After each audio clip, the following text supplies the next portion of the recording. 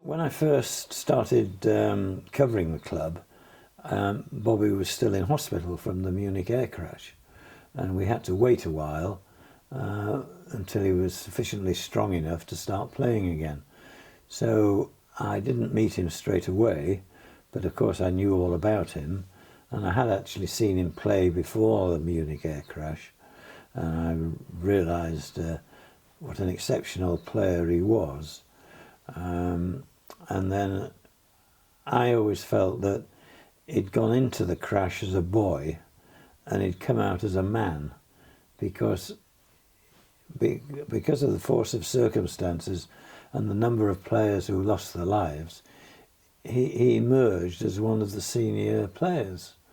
And what I admire so much about him is that he shouldered that responsibility and took it on himself to be a leader. I mean, he was the captain, so that's the role that was expected of him. But he was more than a captain, he was an inspiration. And I remember Matt Busby telling me one day that he said, I have my low moments of depression and wondering whether I'll ever get this club back working as a football club again. He said, but whenever I feel like that, I think of Bobby Charlton, and he inspires me and helps me to keep going.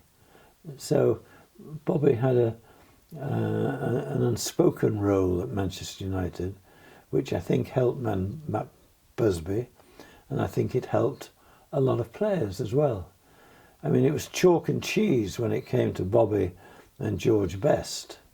And some people like to bang on about the comparisons between them. Well, you can't make comparisons between them. There were different kinds of players, and they were also at different stages of life. Bobby was married by then.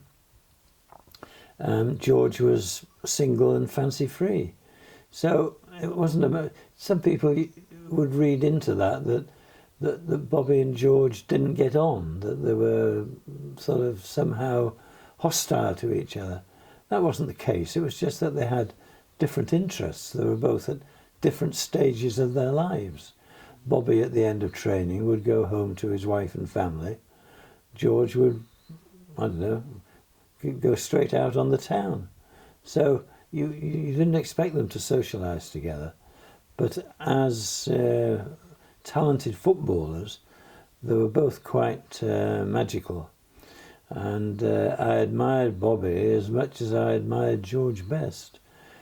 Bobby, because he was the nearest thing to graceful ballet type play as anybody I've ever seen in football. He just floated over the ground, and he packed one heck of a punch when it came to shooting. In fact, I think it was the Germans, when they'd played in Europe, christened him Boom Boom. And then when United had gone to play in Germany one day without Bobby because he was injured, and the question that the press kept asking, where's Boom Boom? And they meant Bobby, because he had this boom of a shot.